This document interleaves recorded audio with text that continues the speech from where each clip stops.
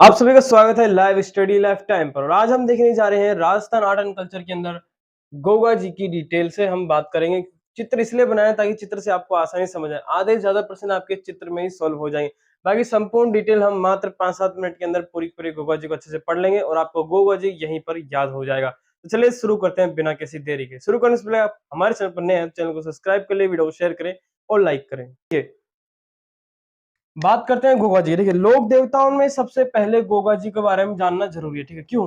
सबसे पहली बात तो आपके राजस्थान आर्ट एंड कल्चर के अंदर, राजस्थान के लोक देवताओं के अंदर गोगा जी के अंदर से एक क्वेश्चन जरूर बनता है। ठीक है, तो सबसे पहली बात आती है पंचपीर। पंचपीर क्या होते हैं? ठीक है, राजस्थान के अंदर हमारे बहुत सारे लोक देवता हैं, लेकिन पंचपीर सिर्फ 5 ही हैं। वो कौन कौन से लोक देवता हैं जिन्हें पंचपीर कहते हैं? इन्हें पंचपीर कहते क्यों है, सबसे पहले ये जानो। ठीक है, पंचपीर इन्हें इसलिए कहते हैं क्योंकि ये ऐसे लोक देवता हैं जिन्हें मुसलमान और हिंदू दोनों पूछते हैं। तो अब अगर प्रश्न कभी आपसे पूछा जाए कि पंचपीर लोक देवता किन्हें कहते हैं, तो ऐसे देवता जिन्हें हिंदू और मुसलमान दोनों पूछते हैं उन्हें पंचपीर कहते हैं। ठीक है, अब बात करते हैं इनके उपनामों, किनके? गोगा जी के उपनामों की। देखिए, गोगा जी के उपनाम सबसे पहले आता है हमारे सांपों के देवता।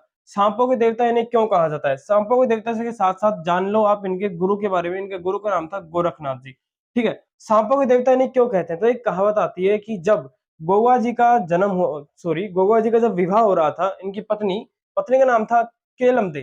क्या क्या बात है आपको यहाँ याद रखनी है? देखिए, कहानी के साथ साथ आपको याद रखना है, कहानी से हर चीज याद होती है। ठीक है, कहानी के साथ याद करो। सबसे पहले गोगा जी को शापों के देवता क्यों कहा जाता है? गोगा जी को शापों के देवता कहने के पीछे की कहानी अब यहाँ से शुरू होती है कि इनके गुरु थे गोरखनाथ जी। इनसे इनको सिद्धि प्राप्त थी, किनकी? शापों की। एक बात याद हो गई, दो बात याद हो गई। शापों के देवता कहलाते हैं, गुरु थे गोरखनाथ जी, जिनसे इनको सिद्धि प्राप्त थी। ठीक है, किसकी? सांपों की। तो इनकी शादी हो रही थी। शादी किसके साथ हो रही थी? केलमदे, यानी कि गोगा जी की पत्नी का नाम क्या था? केलमदे। तो जैसे ही शादी हो रही थी तभी इनकी पत्नी को सांप ने काट लिया। सांप के काटने की वजह से इनकी पत्नी बेहोश हो गई। तो गोगा जी को गुस्सा आ गया कि भाई, सांपों की मेरे पास सिद्धि और मेरी पत्नी को ही काट गए। तो गोगा जी ने क्या किया?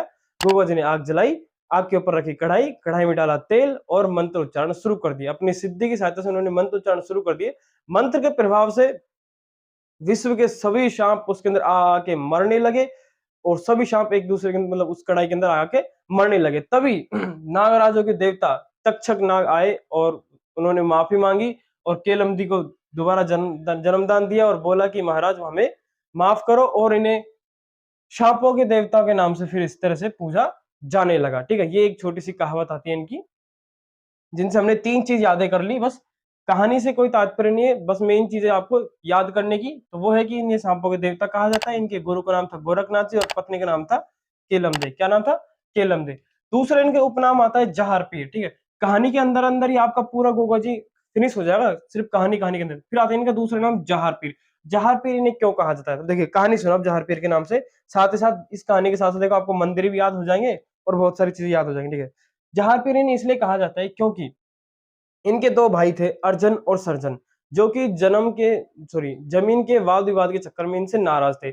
उस समय महमूद गजनवी आया हुआ था लूटने के लिए। ठीक है, तो महमूद गजनवी के साथ वो मिल गए थे और महमूद गजनवी ने इनसे कहा कि तुम तुम्हारे इलाके की सभी गायों को घेर कर मेरे पास ले आओ, मैं तुम्हारी मदद करूंगा।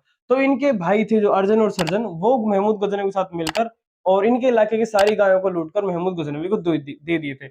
ये बात जब गोगा जी को पता चली तो गोगा जी अपने 47 पुत्र 60 भतीजे और 1100 सैनिकों के साथ में युद्ध करने के लिए चल दिए।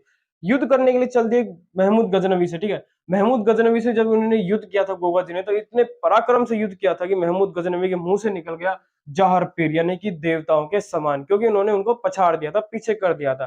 ठीक है, और फिर तभी से महमूद गजनवी ने इन्हें बोला जहर पीर, तभी से इनका नाम जहर पीर रहने लग गया। ठीक है, और इस साथ में इस कहानी के साथ साथ इनके आप मंदिर भी याद कर लो। देखिए, कहानी ये होती है, जब ये युद्ध करने जाते हैं तो ददरेवा गांव चूरू से युद्ध शुरू होता है, जहां पर इनका सर कट जाता है। ठीक है, क्या कट जाता है? सर।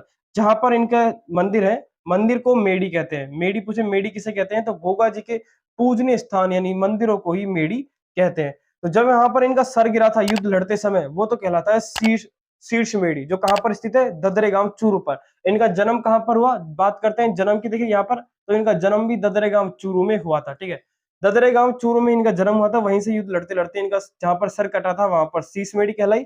और हनुमानगढ़, कहां पर? हनुमानगढ़ में गोगा मेडी है। गोगा मेडी जिसे ध्रुव मेडी भी कहते हैं, जहां पर इनका धड़ गिरा था। ठीक है, लड़ने के बाद जो धड़ गिरा था वहां पर इनका धड़ गिरा था, इसलिए इसे धुरुमेड़ी या फिर गोगामेड़ी भी कहते हैं, जो कि हनुमानगढ़ में स्थित है। तो ये बात थी आपकी महमूद गजनवी की जहार पीर के नाम को लेकर। अब आती है गोगा पीर। गोगा पीर इन्हें मुसलमान कहते हैं, और हिंदू जो इन्हें कहते हैं सर्पराज। ठीक है, क्या कहते हैं इन्हें?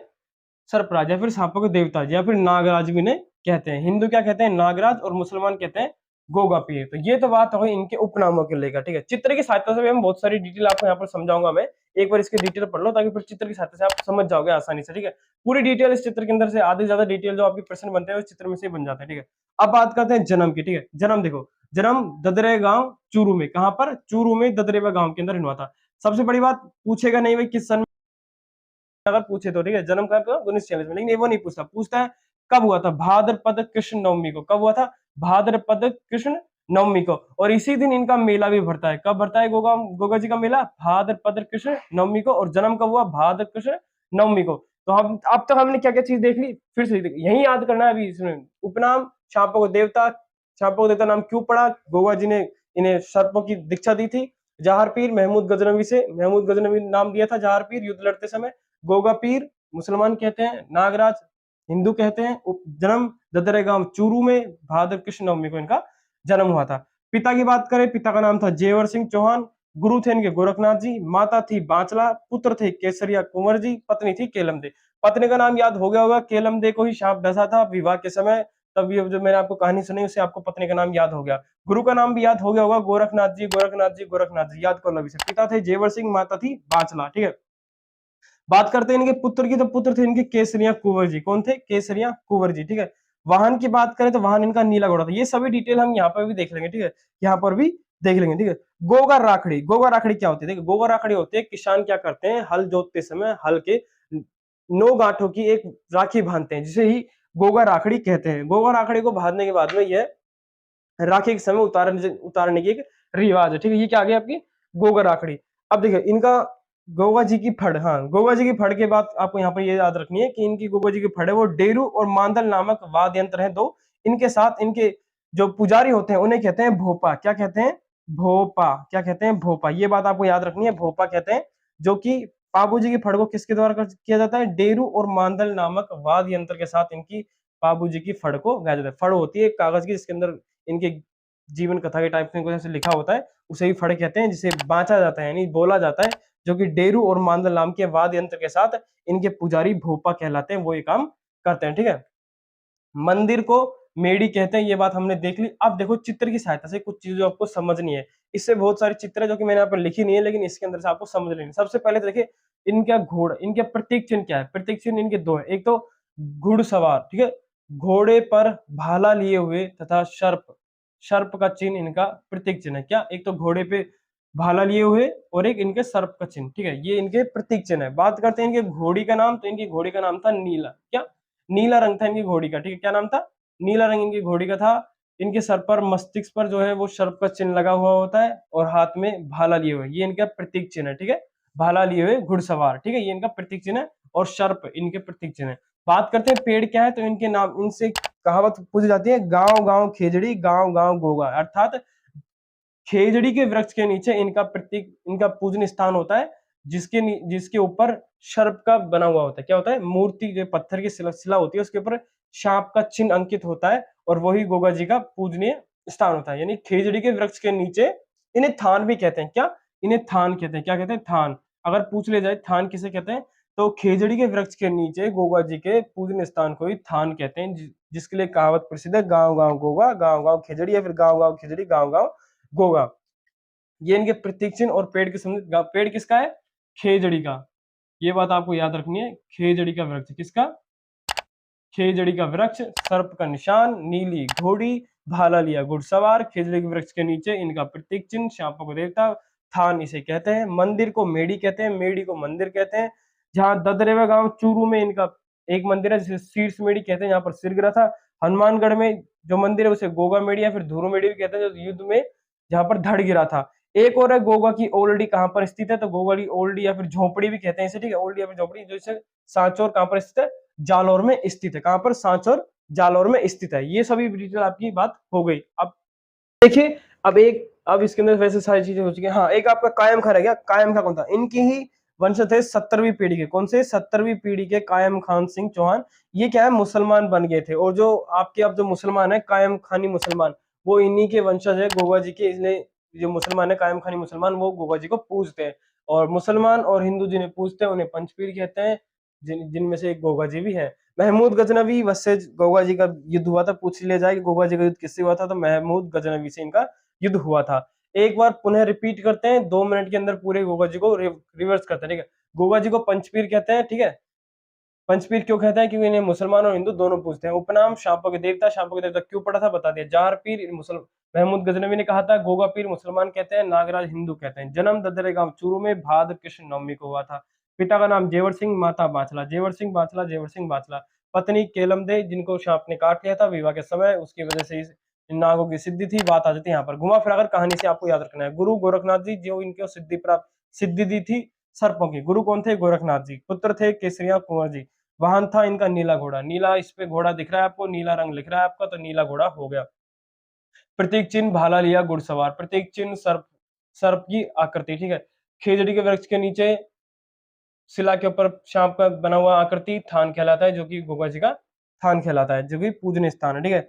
गोगा राखड़ी, गोगा राखड़ी बता दी, किसानों के द्वारा अपने हल के ऊपर बांधे जाने वाली राखड़ी होती है। कायम खानी सिंह अभी बता दिया। युद्ध गोगा जी के वसज महमूद गजनवी। गोगा जी की फड़ डेरू और मांदल नामक वाद्य यंत्र के साथ इनके पुजारी भोपा कहलाते हैं।